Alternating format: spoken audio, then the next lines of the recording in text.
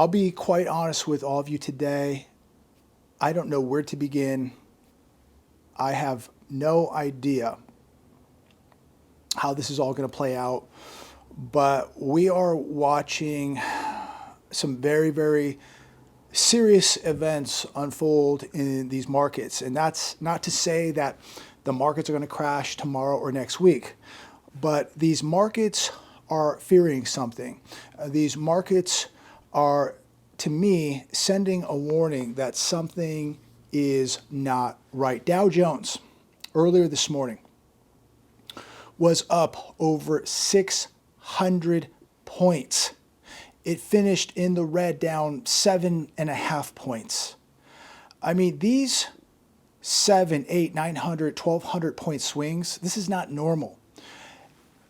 And again, today, market up over 600, closes in the red, in the negative.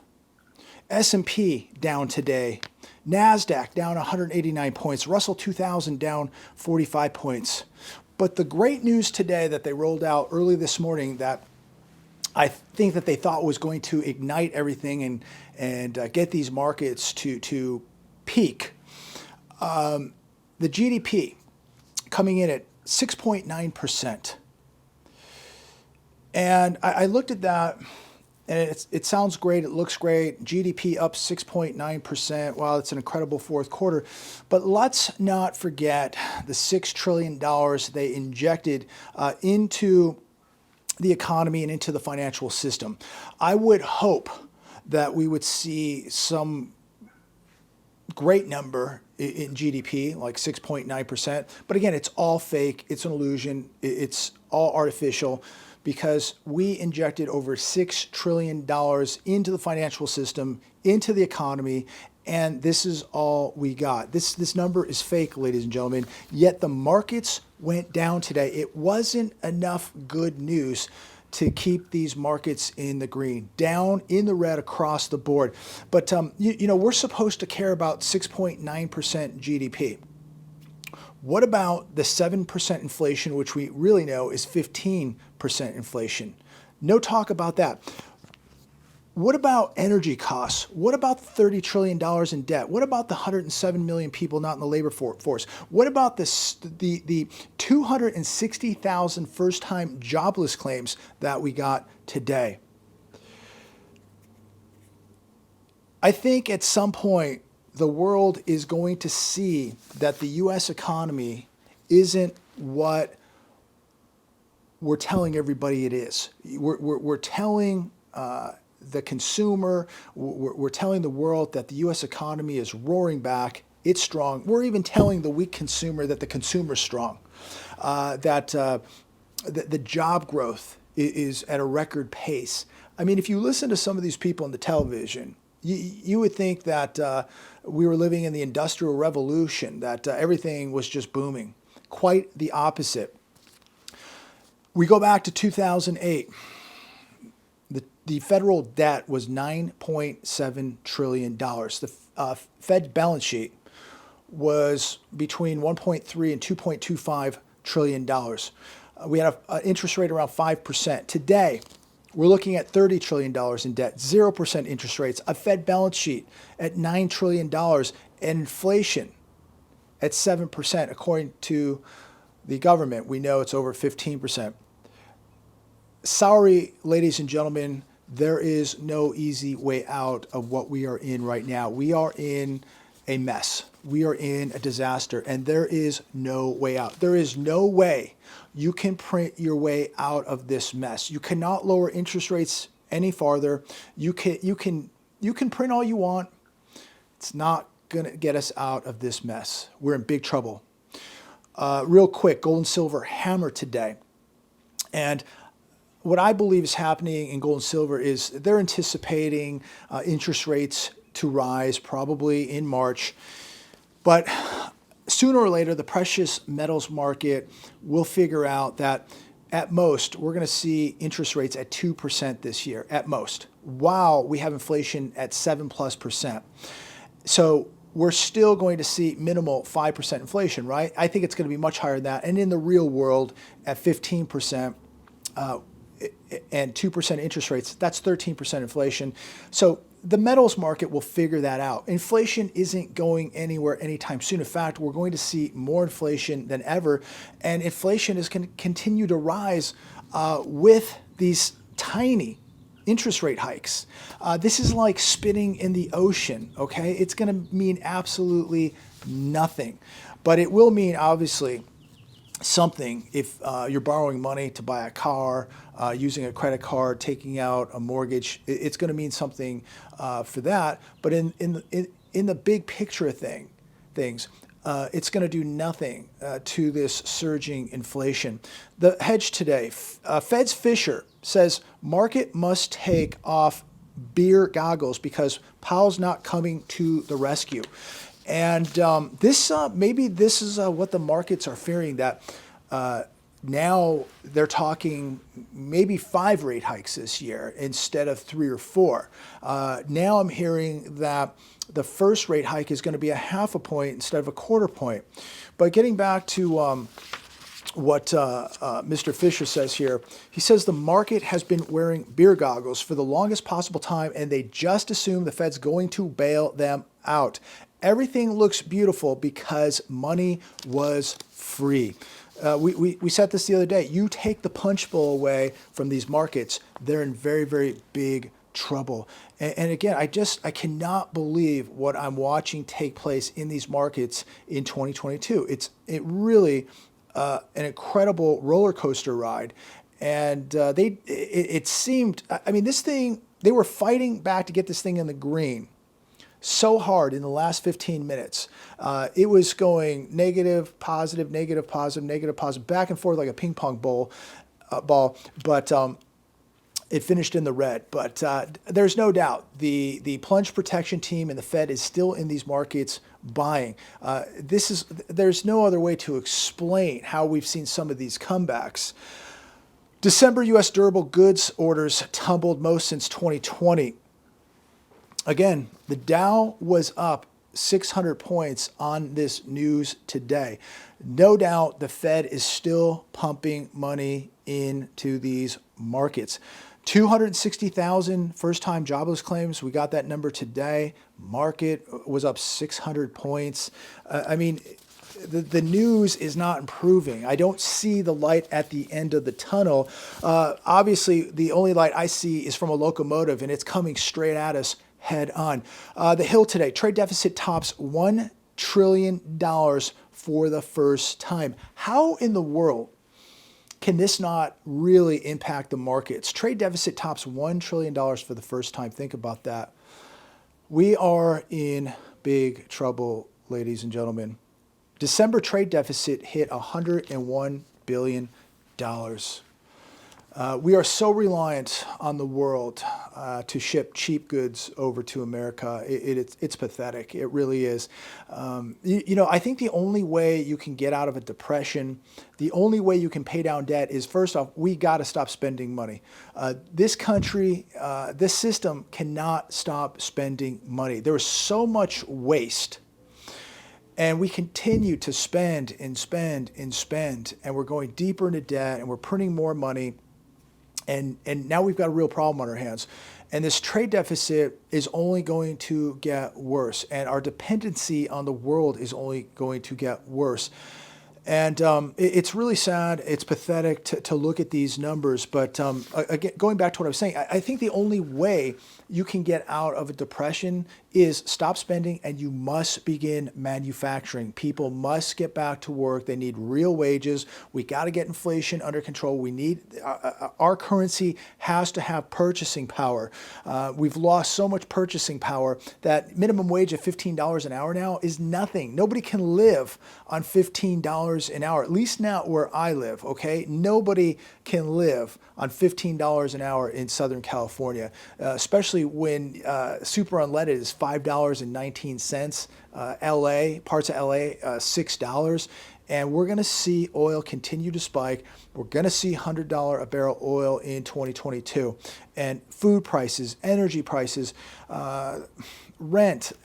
I do not know how people are doing it right now. And everybody I ask that question to says credit cards. People are using credit cards.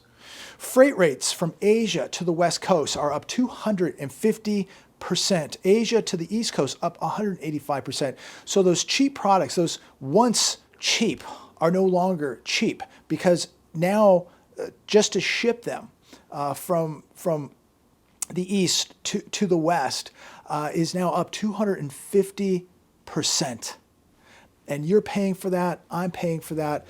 And people are beginning to realize now all those jobs that went over to other countries decades ago, everybody thought that they were winning by getting cheap products. Now they're realizing the price that we paid for that. And now that inflation is here, those cheap products aren't cheap any longer. U.S. pending home sales puked in December. Realtors blame rising rates. This is going to be the next problem for America, ladies and gentlemen. It's going to be the housing market because it's going to burst. It's going to be decimated. We look at U.S. pending home sales in December. They tumbled 3.8% month over month after falling 2.3% month over month in November. So we've got to start connecting the dots here. We're seeing the housing market begin to cool off. And as people lose in these markets, as people's 401ks and money markets get decimated in these markets, as inflation decimates their savings accounts and their wages, we're going to see big problems in the housing market. And how many people right now are just one paycheck away from missing a mortgage payment? If a spouse loses a job, they're in big trouble. And this housing bubble is going to burst, ladies and gentlemen. I really, truly do believe that. Not saying that's going to happen tomorrow or next week. It's coming.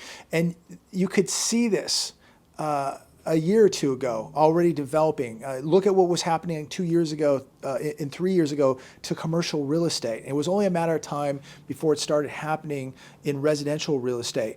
But you don't have to be a rocket scientist to put the dots together to figure out when people are not working, when wages are not keeping up with inflation, the cost of everything is going up.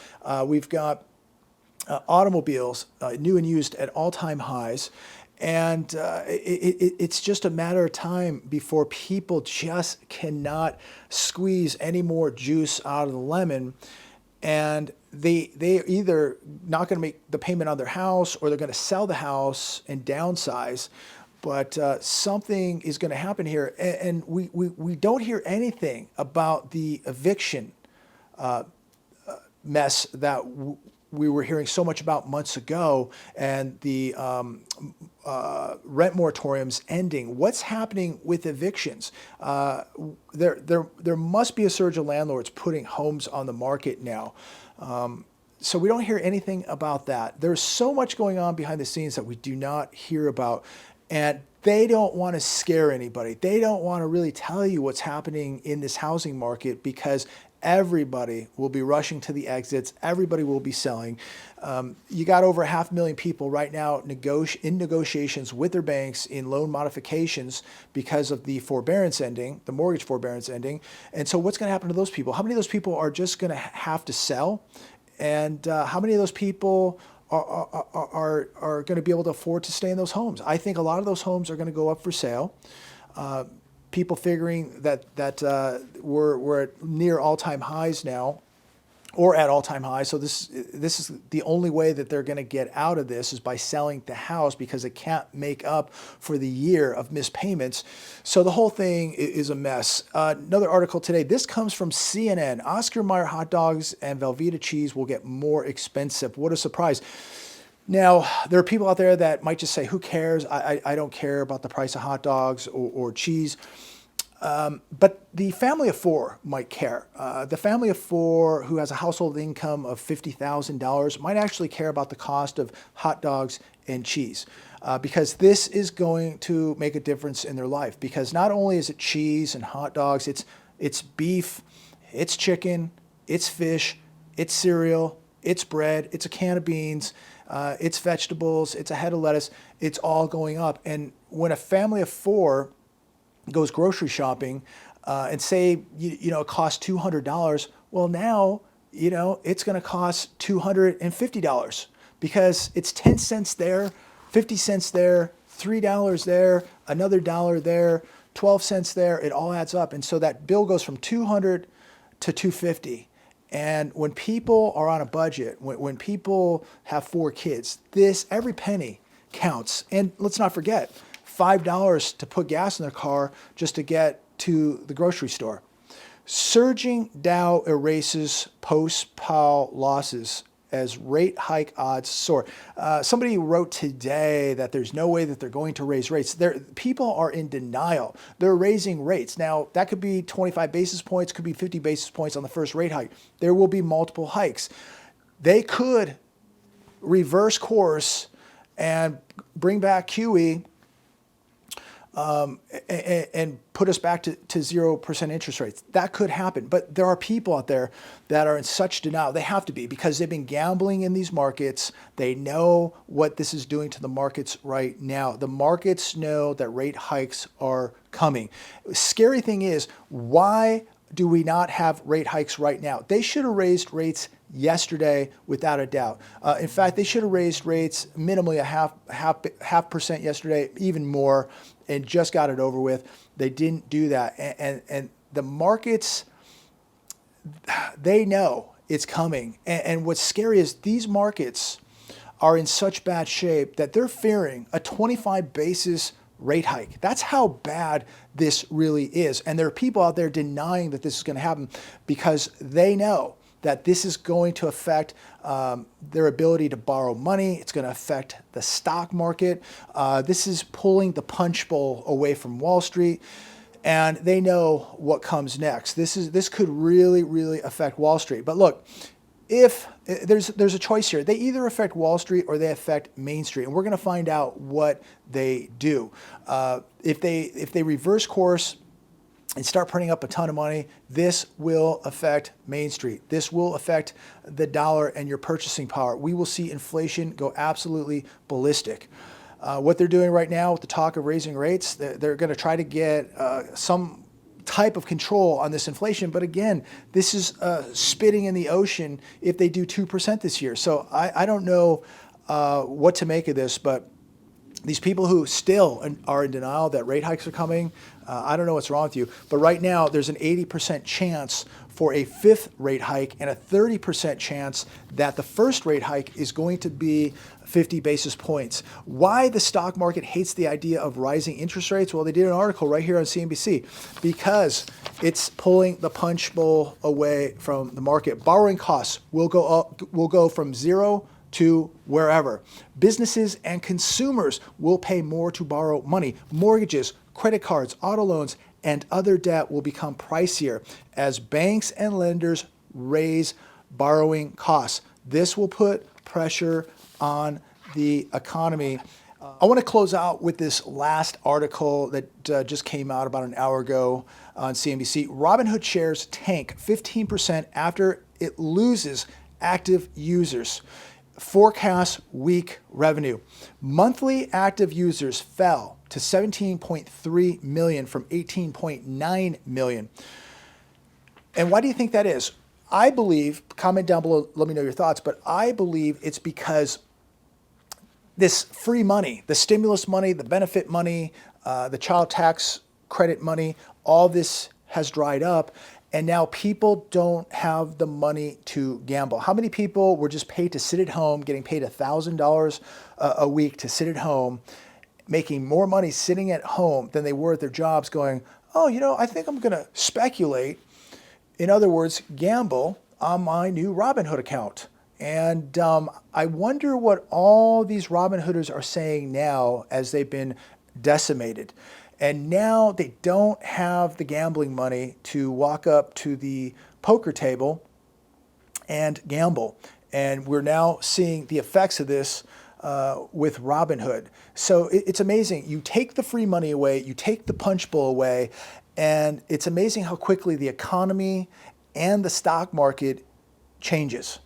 And I don't know what tomorrow's going to bring, but this has been an absolutely wild ride. But we're beginning to find out that without the help of the Fed, these markets are in big, big trouble. And they're still getting help. We're still at 0% interest rates. they are still in these markets buying. They're still pumping money into these markets, and these markets are really, really struggling. And imagine if we had normal rates right now of, let's just say 4, 5, 6%. What do you think this would look like? But people just tell you and I that everything's fine, that these markets aren't rigged, that everybody should be gambling in these markets, that you just don't understand. You just don't understand cryptos.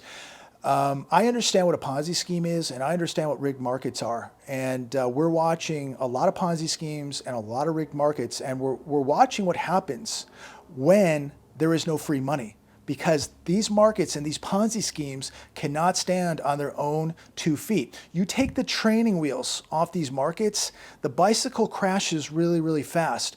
Again, imagine if this balance sheet was getting tightened up right now and we had an interest rate of 3%. You would see a bond crash, a stock market crash, a housing crash, and a crypto crash happen simultaneously in one day.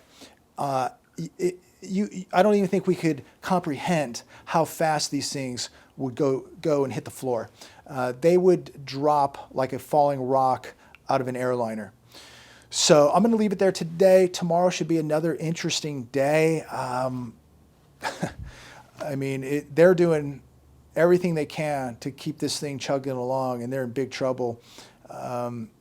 And I think the Fed is in a corner here where they're going to have to raise rates beginning in March. And there's going to be a lot of pain felt, ladies and gentlemen, in housing and in the stock market. So get prepared for it. And look, this means sales.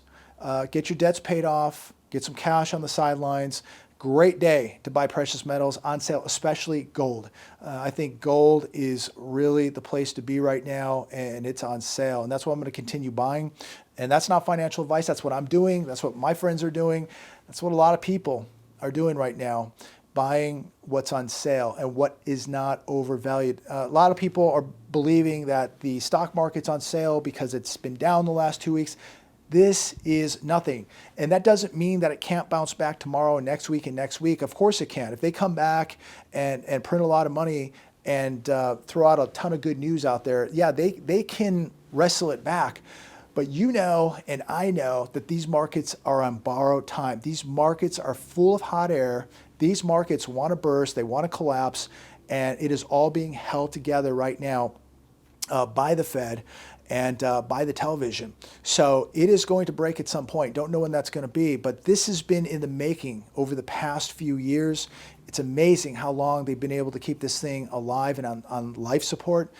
But when you have markets solely dependent on the Fed injecting all of this money, it's only a matter of time before you run into big problems. And now we have big problems. We have overvalued markets, we have massive inflation, and we have bubbles that are going to burst, and we have millions of people that are really, really going to get hurt here. They're going to be very affected. They're going to lose the entirety of their wealth. They're going to lose their houses. They're going to lose their retirement. They're going to lose their 401ks. This is all coming. It's eventually going to happen, ladies and gentlemen. So prepare for the worst because it is on its way.